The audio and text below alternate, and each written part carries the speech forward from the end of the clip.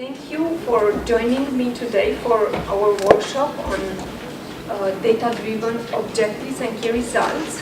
My name is Oana Calugar. I come from Germany and I'm the principal consultant of my company. I work with companies from all over the world.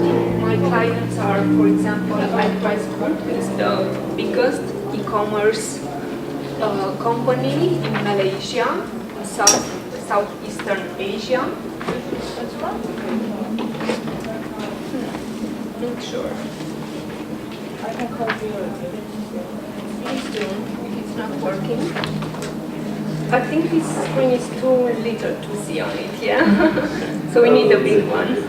How many people here are part of a company, or of a team, or of an organization? Okay, so most of us. Oh, you. Do you know, or are you aware of your company's or your team's purpose and of your team's mission? What is it? This mission. So you don't know what is the, you have an idea, but why is it not clear? Does your boss didn't explain you why you are working together as a group? Okay, we do not have boss with some kind of a network. Okay. So we are all the bosses. Okay, and do you have a purpose of this network?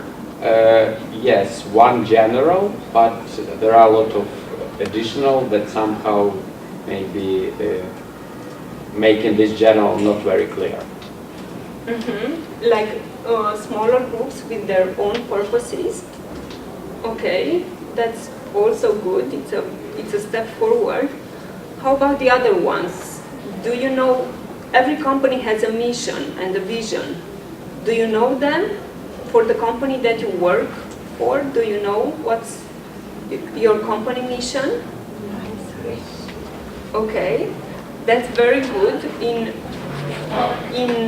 the US, there was a study last year, and 40%, more than 40% of the employees were not aware what the company mission was. So you go to work every day, but you don't really know why you are working there and what do you want to accomplish.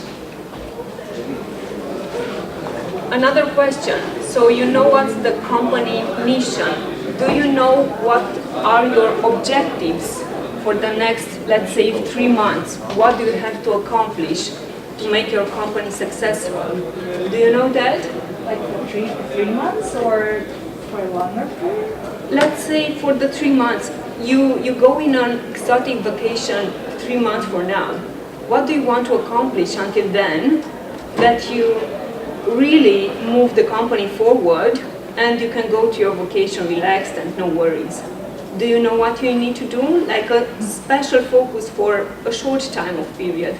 We all have some bigger plans and some vague plans for 1 year, but what am I doing today to get me closer to that goal? Do you have something like this? Such a plan?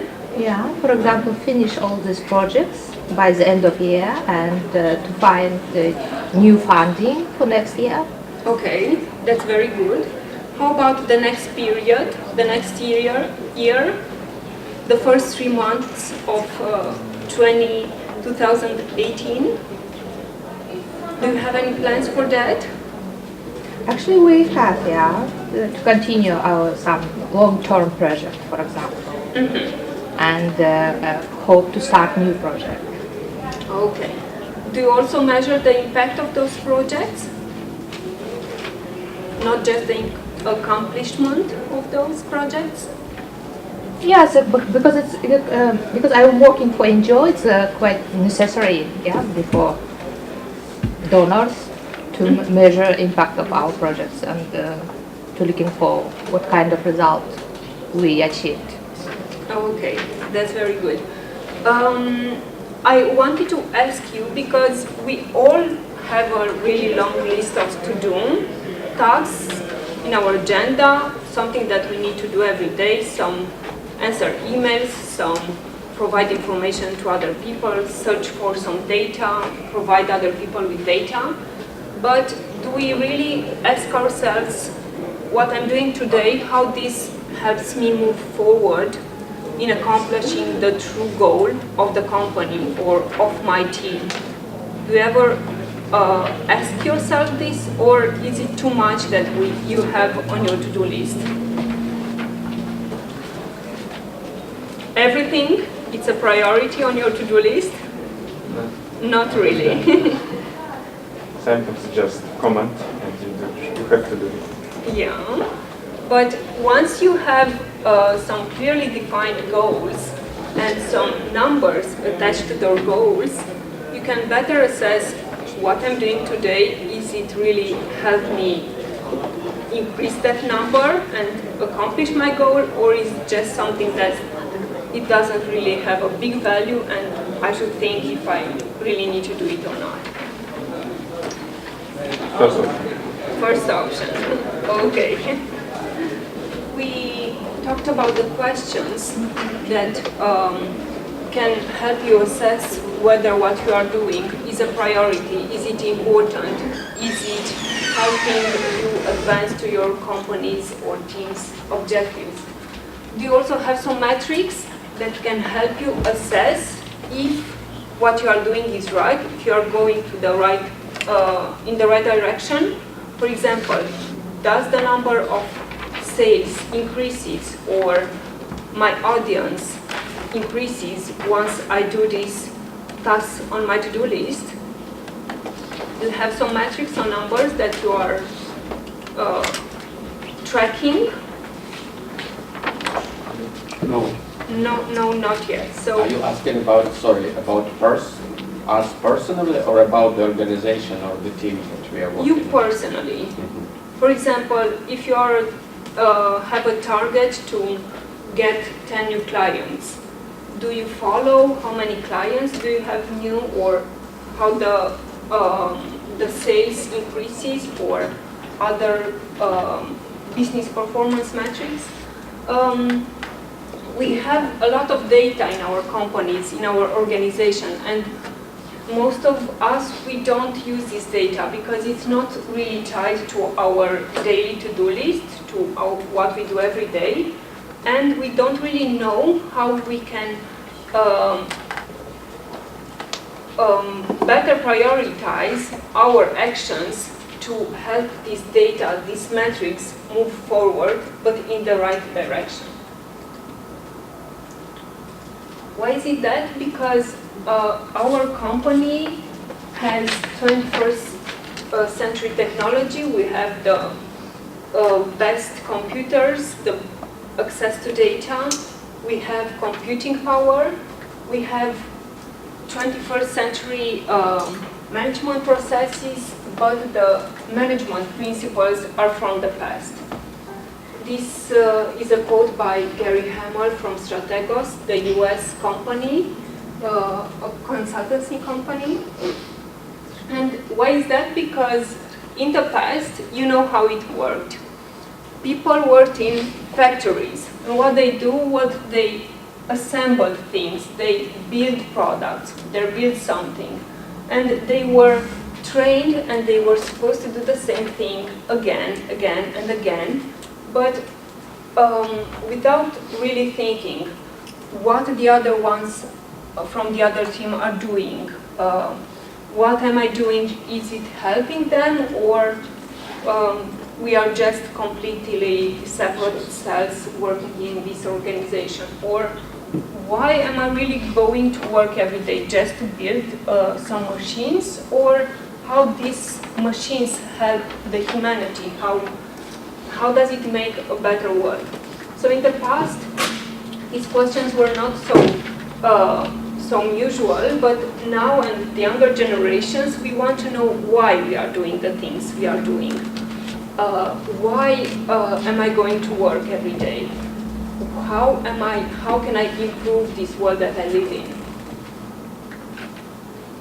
And with more business and more people, bigger teams, we have more data that it's hard for us to manage. It's hard for us to wrap our heads around and to really get some sense from it. Are you familiar with this traditional organizational stack where we have top-down command and control? For example, the boss says something, what we need to do, and everybody has to do it, no questions, because that's how it is. And we have big static plans. For example, we want to launch a product in 1 year from now, but maybe the market changes and the context changes, but we have our plan, and no matter what the market says, we are going further because we have this big goal and we don't want to change anything. Or did you ever work on projects that were, let's say, more than 1 year and you couldn't see any results for 1 year? And the operations were the traditional project management, where we have a project manager that defines everything that needs to do, but the others don't really have an input. Well, this traditional structure is a thing from the past because we are not working like this anymore. How many of you do you feel that your organization is like this, where the boss says something and that's it? None of you? That's very good. That means that we are moving here into the, let's say, Agile organization. This is a term that was borrowed from a software development process where you always are responding to the market, and there is an aligned autonomy. That means, for example, a mission command where every team can organize themselves. For example, the sales team, the marketing team, the software development team, the products team. They know the purpose of the company, but they organize each other themselves. They don't need the boss to tell them what to do. The strategy moves from an annual and static to one that is more data-driven, based on iterative processes where you completely evaluate what you're doing, if you're going into the right direction, so you can also shift the course if it's not perfect. You have this hypothesis validation where you have some assumptions of the market and what you do, or about your project, what you do. You test these assumptions to see if you can get a positive market response, and if you can, then you move forward. So you have some smaller experiments that you can test before you launch a project or a product. The tactics are also focused on these kinds of experiments that really have the purpose of learning. What can we learn from these experiments so we can implement into the launching of the big product? And operations use the Agile development, where the decisions are focused on smaller impact items, and they are always testing in the market and testing with the clients. This is available, and this can be used for companies, but also for NGOs, for other teams, other types of organizations that all work with a public, with a market. They need the response of the public to function. So a better way to work is by trying to define plan and the goal setting and measure that can really help us to move forward and into the right direction. This methodology, objectives and key results, is used by companies as Google, Intel, LinkedIn, and Amazon, Accenture. More and more companies are beginning to adopt this this methodology because it responds to the needs of our times. In a nutshell, with objectives and key results, we defined the goals, the ambitious goals, not just today goals, but something that it's really important and impressive to achieve. And the key results, which are the measurable steps that we need to take towards achieving these objectives and key results, our goal. We will have also some objectives and key result examples later on, but I would like to make a little bit clear what objectives and key results are. So first, they should be very ambitious. So it's not just today business and operation, but you want to achieve something bigger. This is how Google made this wonderful and this impressive advancements. They don't just settle for business as usual, but they aim big.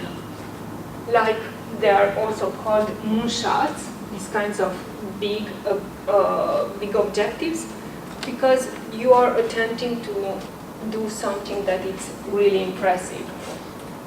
For example, if you have the goal on your company in your organization to increase the impact on your audience, for example, with 30%, why don't you make that goal bigger and go try to achieve a double of that amount? So always try to push yourself harder. Objectives and especially key results need to be measurable. We need to see those numbers attached to those key results because we really want to see objectively, so anyone from outside can observe that we are moving step by step further. Objectives and key results should be shared. All the organization should be aware what are the objectives of the top management and of the different teams and departments. How many of you had the situation where you worked with your own team on a project and other team maybe had something that was valuable or similar to what you're doing, but you didn't know about each other? For example, so you had something like this. For example, with a company that I was working, the marketing and the sales department prepared a very big release of a new feature, and that included a big PR announcement, special features for existing customers, and a special price. They did it wonderfully and had everything in place, but they didn't announce also the operations and the IT department.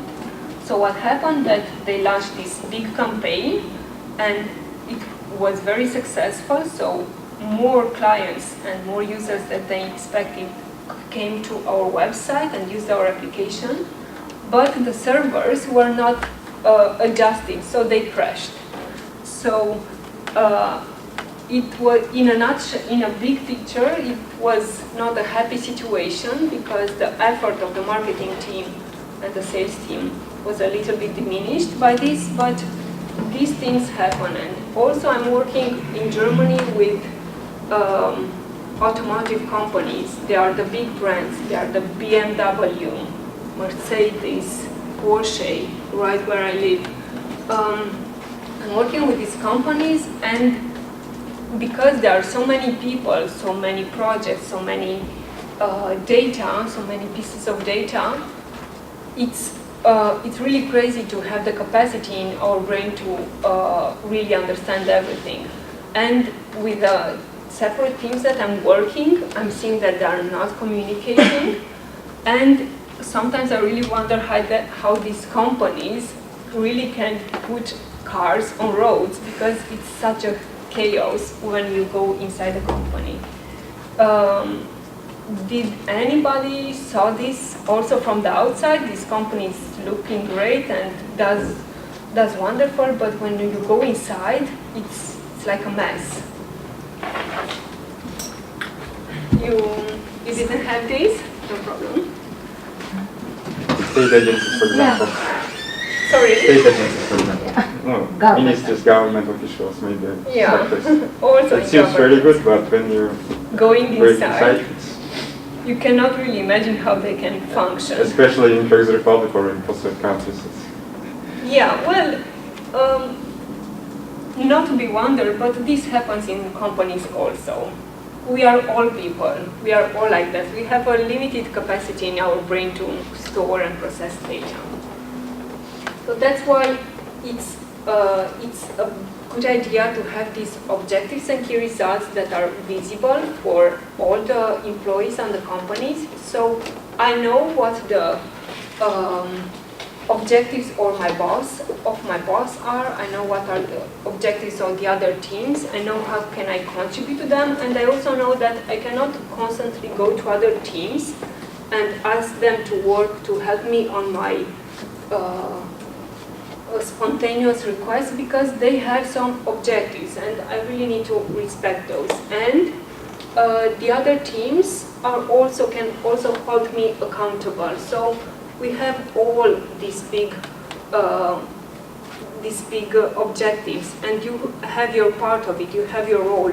Do you do your role and your part better? Can you do it in another way so you can really help us?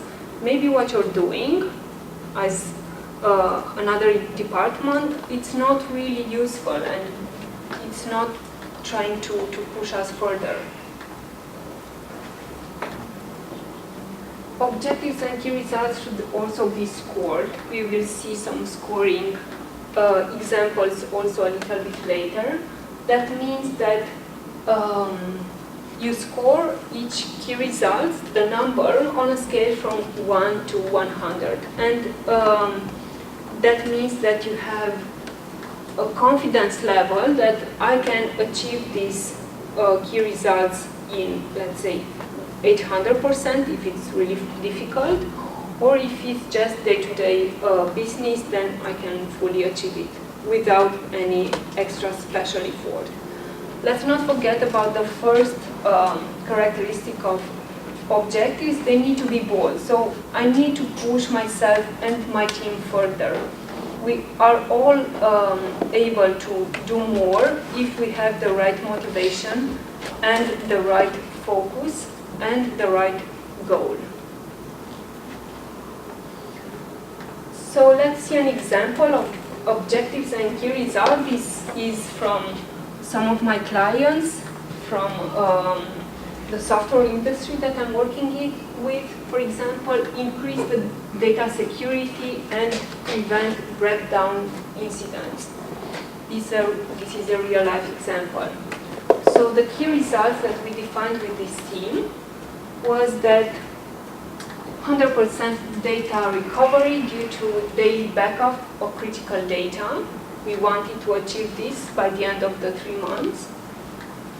We also wanted to review and improve all the existing security measures.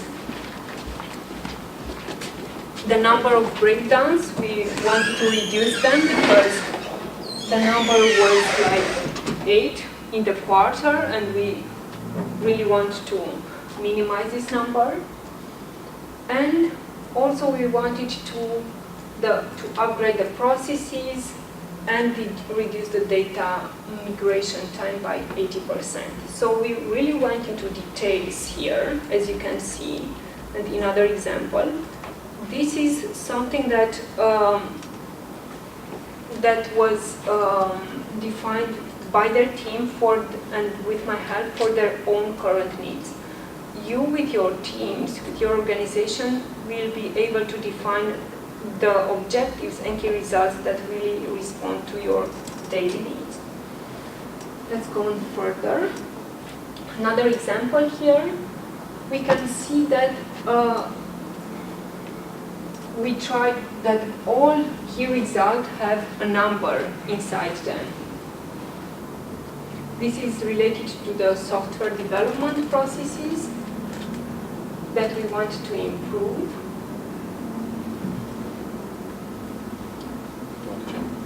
Can we go further, or would you like to? Question? Yes. Just how do you come up with these numbers? You see, you look at the situation that it's inside the company and of the team. So, Is it a fairly subjective process, or is there some sort of? it's very subjective. Yeah. So you look inside your team. You are looking at what you can improve, and based on that, you come with the numbers. How you can identify 75%, 20, 45%? Do you have some data sets to give such percentages, or? No, you said that it's subjective, but it's also a question how you can say that 75% or something like that. This is also very subjective to the resources that you have in your team, because you might want to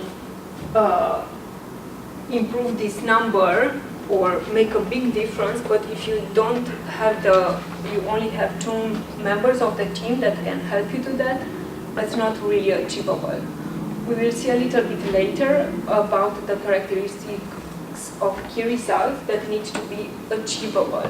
So all these numbers will be achievable. I put mostly here examples from IT and data, because this is the focus of the conference. But the marketing department has its own set of objectives and key results that are related to the market. The sales department has something that is related to the numbers, to the sales, to the currency, to the amounts, to the number of clients. I have a related question. So you have like multiple teams, they're all doing their OKRs, and each of them are defining the goals themselves subjectively. And then when you evaluate the results at the end of the quarter or half year, how do you know that even though this team hit all their OKRs, they were not, like, how do you compare them to other teams? Like, how do you evaluate which team is better in a way? Mm-hmm. Because like they were subjective and they can just set a very small like increase, and then they will hit it always, and they're like, yeah, great team. Mm-hmm. How do you deal with that?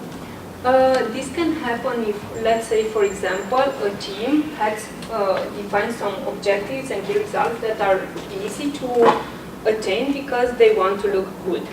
But this is not helping the company, because they could really push themselves better and they could do more. But they are just preferring to live in this comfort zone where it's okay, we did it good, we look good, it's safe. What we saw in the first characteristic of objectives and key results, that it's okay if you just achieve your objectives in a proportion of 70-80%. So that means that your objectives was really ambitious and you still pushed further.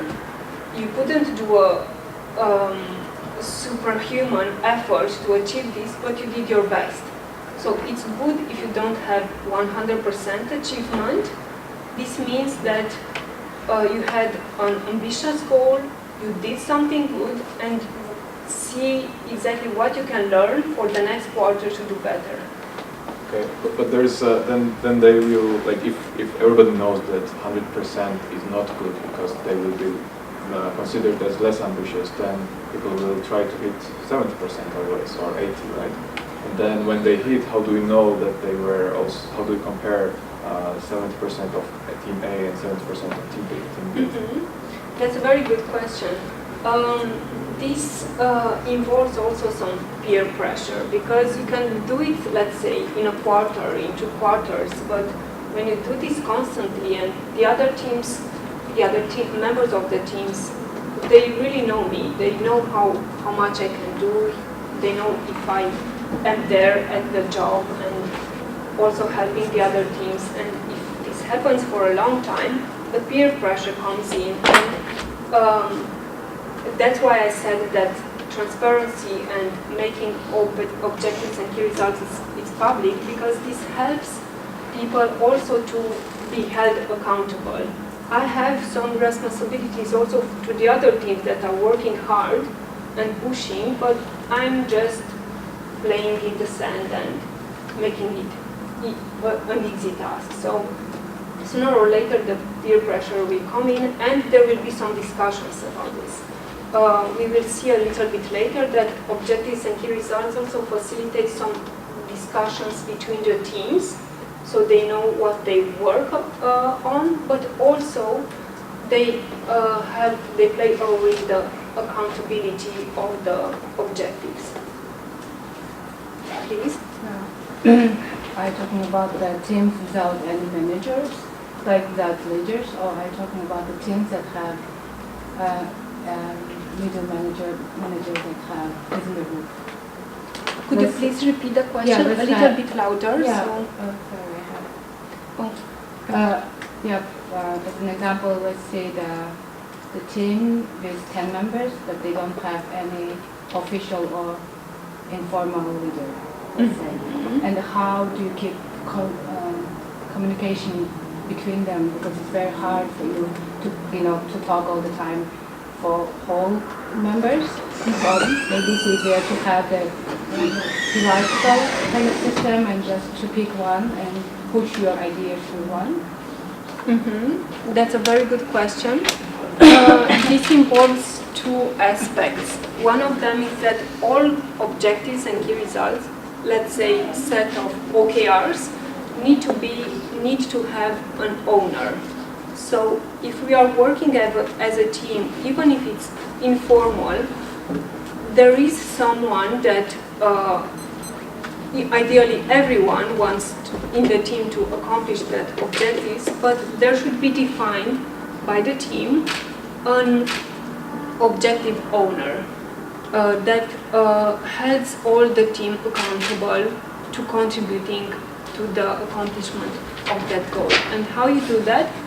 It's by inserting and involving the discussions about objectives, team key results, as often as possible. This means the weekly meetings just to define what we do next week starts with iterating and repeating the objectives and key results, why we are here in a nutshell, and then evaluating all the tasks and activities that we have in plan to see if they really contribute to the achievement of the objectives and key results. So one aspect is having an owner of the OKRs, and another aspect is not setting and forgetting about objectives. Also, we had this nice discussion right before going to the Christmas vacation. We find some objectives for the next year, but then we start the next year just working with our daily activities and forgetting about our objectives. So this is a way. For example, I review my objectives and key results every day. I have them on my agenda. I read them every day before I start to work, because I'm also trying to see all the requests. For example, I have another request to speak at a conference in Amsterdam. Does it really help me advance to my objective or not? My objective is to promote and present this methodology in countries that are not very familiarized with this method. In Holland, there are some specialists that they can present this conference, so I will say no.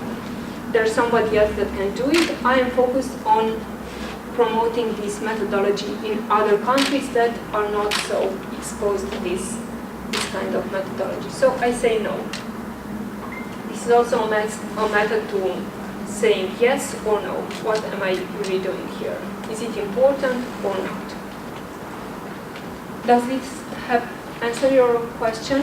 What I was saying, there's an informal leader within the group, and that's helping you somehow to push your Yes. objectives that was defined by the group, yeah? Yes. Okay. Okay. So any group needs to have first a purpose. Why do they work together? Otherwise, they wouldn't be working together. And also a leader. They need these elements to function.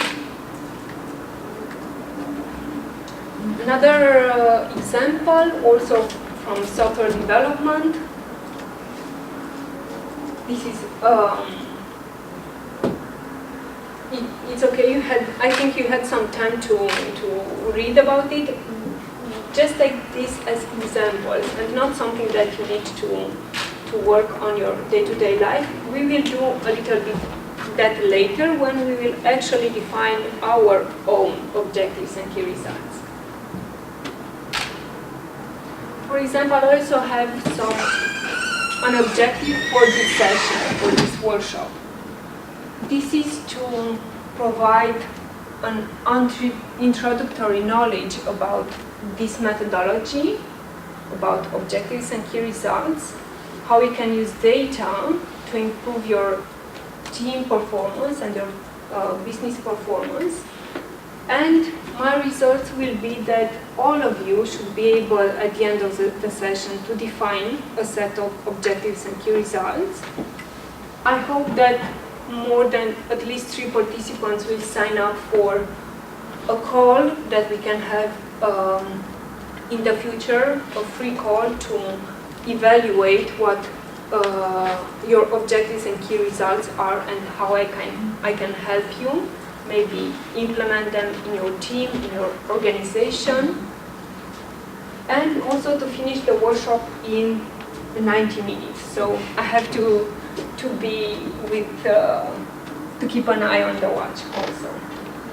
Regarding that, if so, in this case, like if the reason of not achieving the result is not your fault, it's external, like in this case, right? The connection issue, is it still measured the same way? Yes, because my objectives and key results, especially the key results, should also imply a discussion that I have with myself and the plan that mitigates risks. So what happens if we don't really have any power in this building? What do I do in that case? Well, in that case, I have a plan to work with each one of you and help you define your objectives and key results, even if we don't have a presentation. So also the plan to achieve this involves the discussions about steps and risks.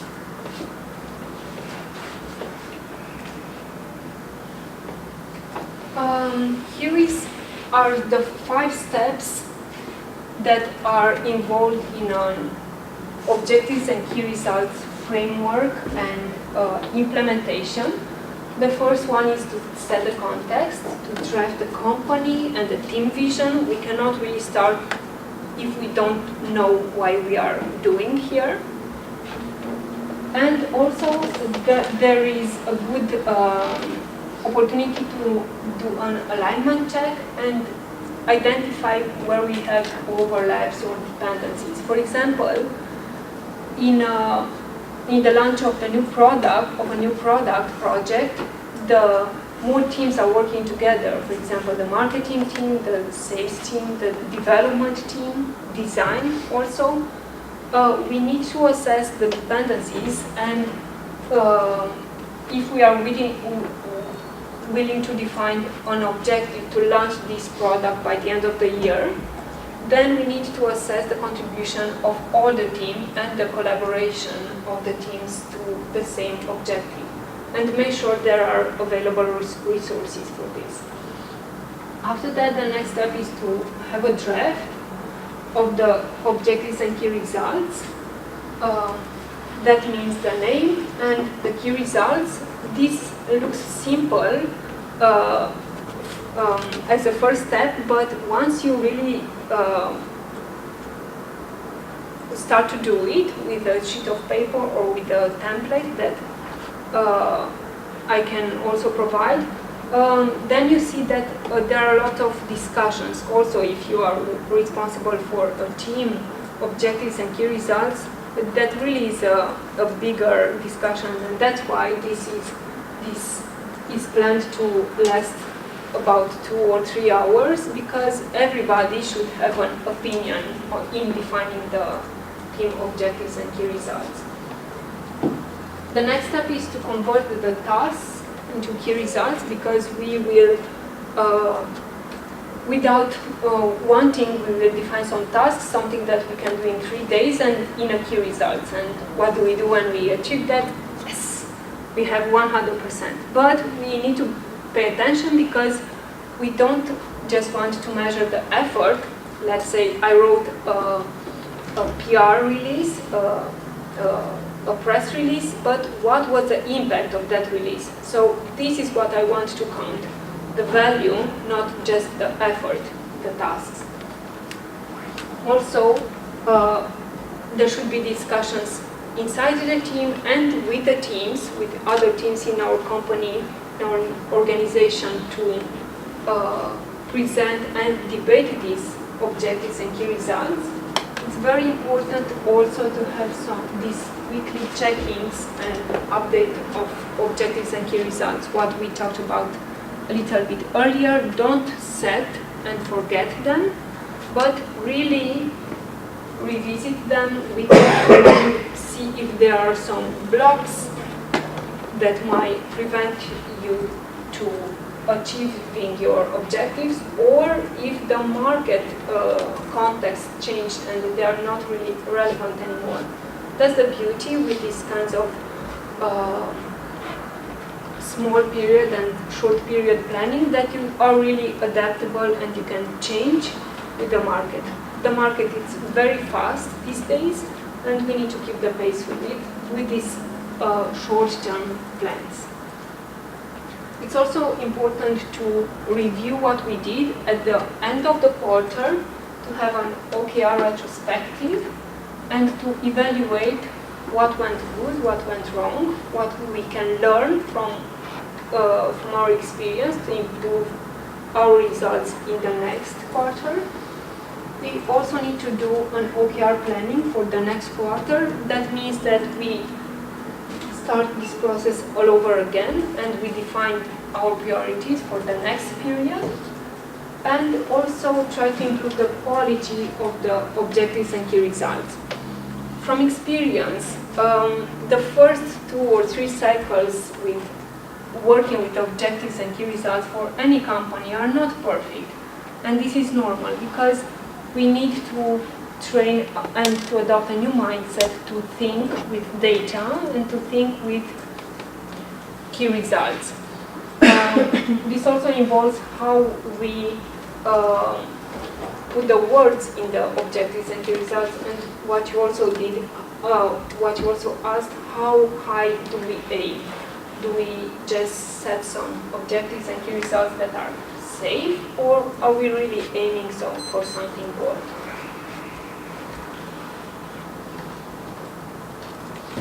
This is an example of the objectives and key results timeline. For example, we have January, we draft our objectives and key results. Here, before the start of the next quarter, we evaluate what we did and we plan the next quarter. In July, we also repeat this, and we have an evaluation of what we did in the past and planning what we plan to do in the future, and in October also, and it continues. So this is an example of objectives and key results timeline. This is not something that you cannot change. There are some companies that prefer to work in months, so they just have objectives and key results for 1 month. That works for them because it's also involved and related to other processes that are in the company. Or there are other companies that prefer to work with 6 months objectives and key results. It depends from case to case. That's why it takes a little time to adjust. How I said, the 2 or 3 quarters that are really testing and improving. This is an example of an objectives and key results tree. I'm sorry if it's not very visible, I will try to translate it for you. So we have here the big company goal, we have then the department goals, and the different team goals. We can go in a very deep level and also try to define objectives and key results for every member of the team. I'm not recommending doing this, especially in the first period of adopting this framework, because it's quite difficult to do that. Also, we don't know ourselves and how we can work in a team so well, and then we can really define the objectives and key results for myself from the start. But there's also this tendency that when there is a measurement of an employee, for example, did he accomplish his objectives and key results or not?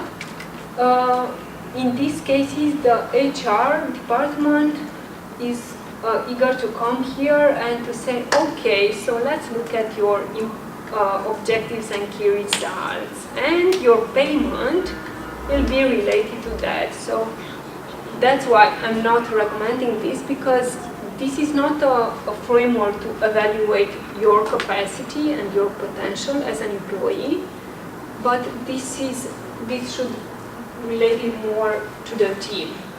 There are other measurements for personal performance, and they should not be objectives and key results. For teams that are really small, you can try to do that for, let's say, 2 or 3 people that work in the same team. Define some objectives and key results for that small team, but don't go further than that, because this will sparkle some discussions related on yes, you accomplished your objectives and key results, for example, but you are a bad communicator or a bad leader, and these are different discussions. We can go further.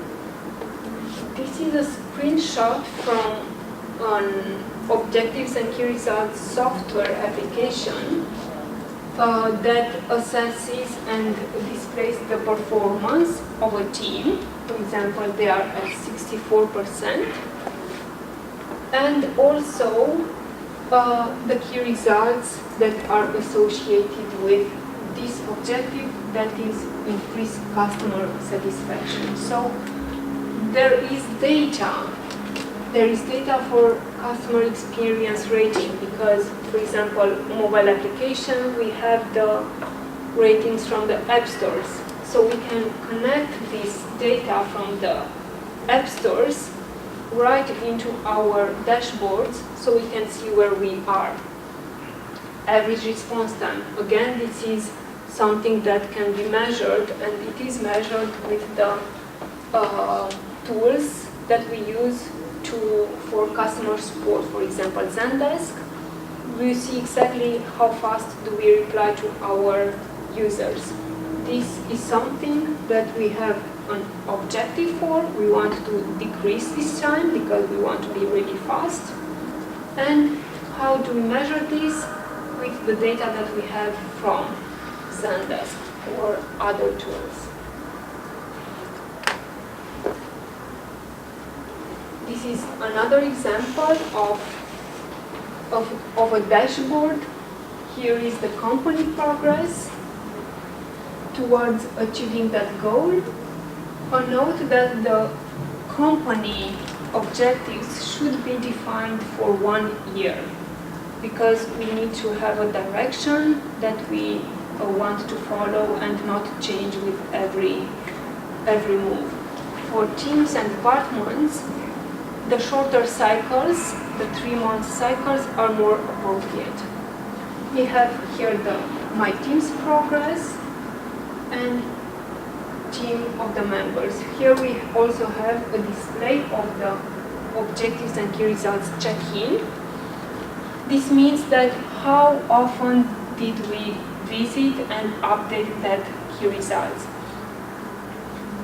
This is also to avoid that syndrome of set and forget, where we define our objectives, but after that we don't do anything about them. Just one question, which tool is it? This one is GTM Hub, but I can send you a list with more tools that also offer free accounts and paid accounts, so you can manage these objectives and key results. I'm also providing you with a spreadsheet that is a very good starter. This is also what I'm using because I'm a single person company, so I don't need this kind of software. Of course, I work also with these companies, so I can recommend to my clients if it's a big company and they really need a software solution. I know what to recommend, what best responds their needs, but for a smaller team, I would just recommend starting with a spreadsheet, and you will have an example.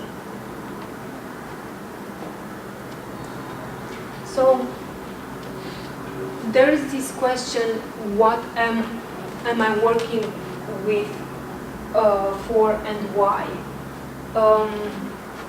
We explored this a little bit also in the start of the workshop, and maybe you are aware with that anecdote where I go on a street and I'm passing through this construction site and there is a worker, and I'm asking him, what are you doing here? Well, I'm just chopping some stone and making some stone blocks. And I'm going to the next one and I'm asking, well, what you are doing here?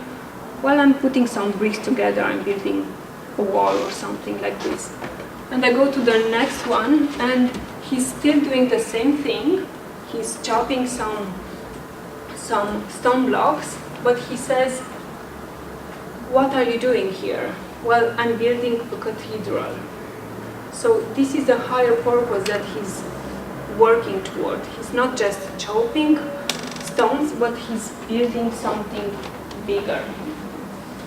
So always ask yourself, why am I doing what I'm doing? And for this, there's also the 5 whys technique, that can really help you get to the root of a problem.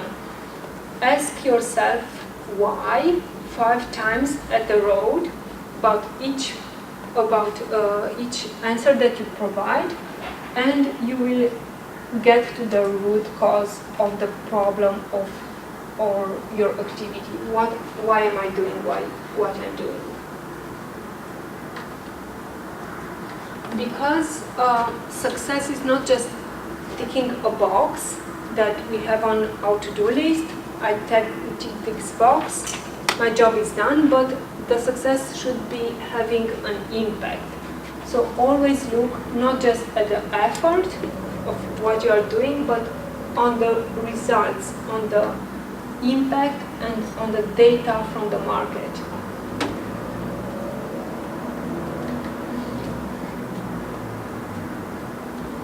Some examples of activity-based versus value-based key results, as we talked about having an impact.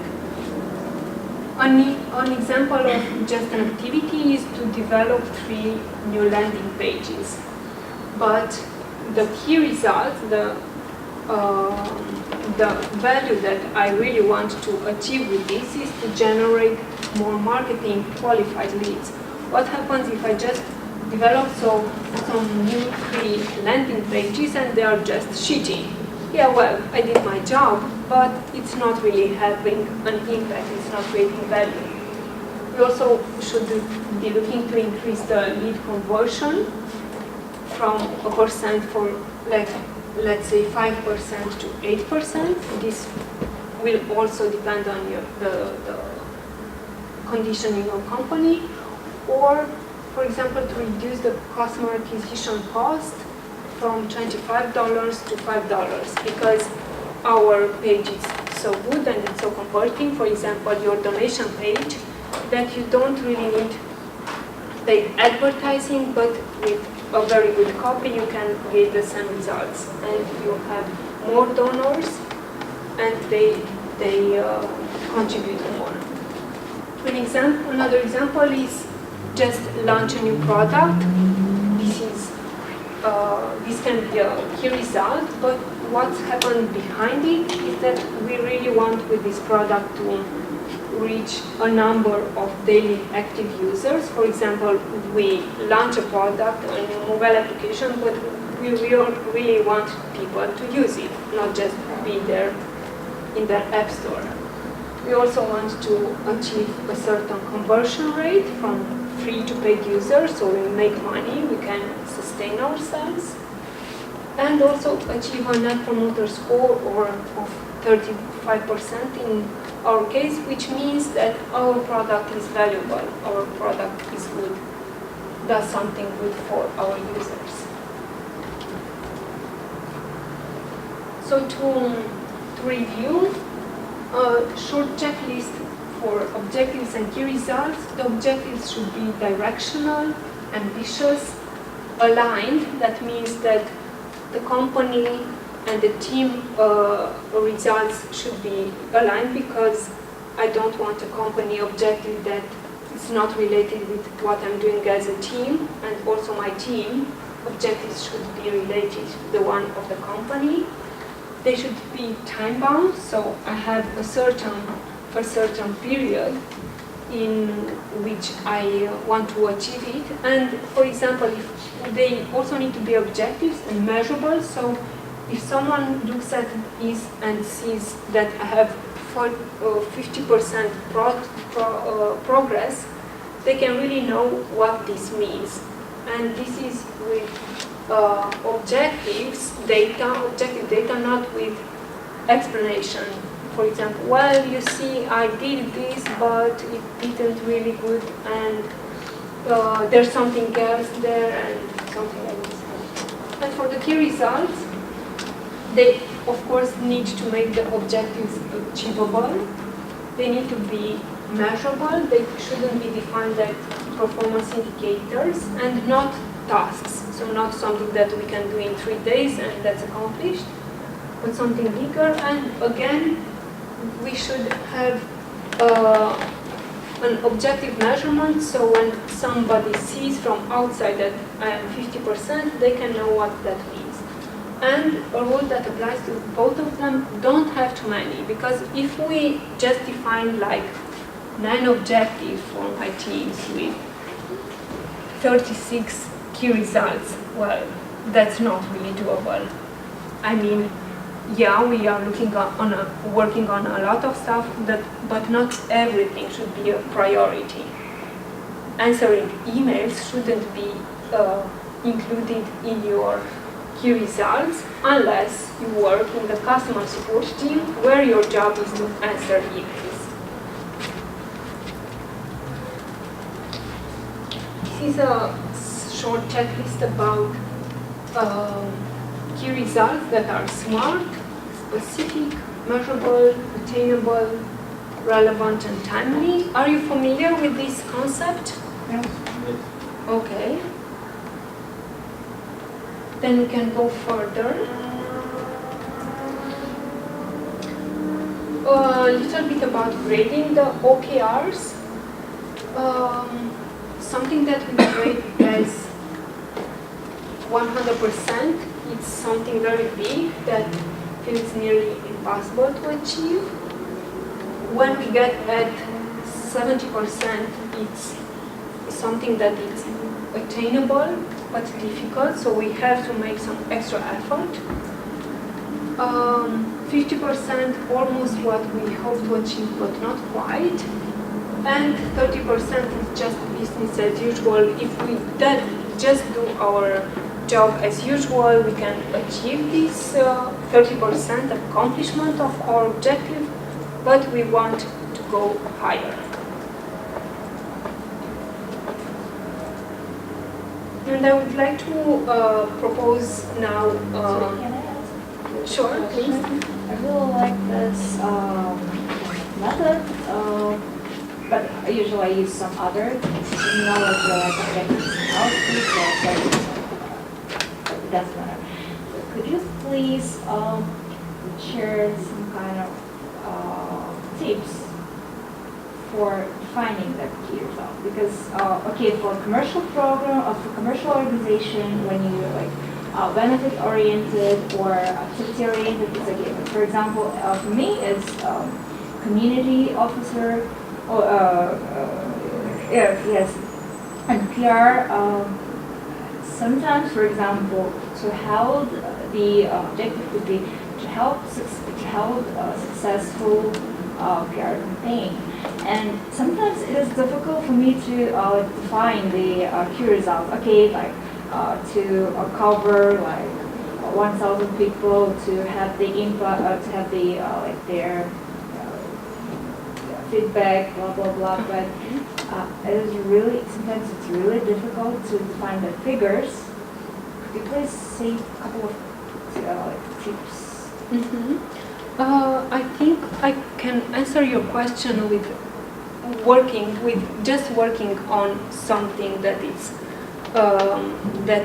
relevant for you. So I would like to invite you right now to take some time, 20 minutes or less, or a little bit more if you need, to think about your objectives and key results for the next 3 months. Let's say the first 3 months of 2008, and I can work with you, especially with you closer, to help you define these key results. Okay? Should it be personal? Sorry? Should it be like personal OKRs? If you are part of the team, I encourage you to think about your team's objectives and key results, what they should be. If you are just working solo, then yes, it's your own personal. And could you please go to the next? Okay, so this is a template. For example, it's quite simple. The objectives, one objective, and maximum 3 key results, not more. And a grading, the confidence level that you have. And I will be here with you if you need any help. I can help you one-to-one. Or if you have any questions.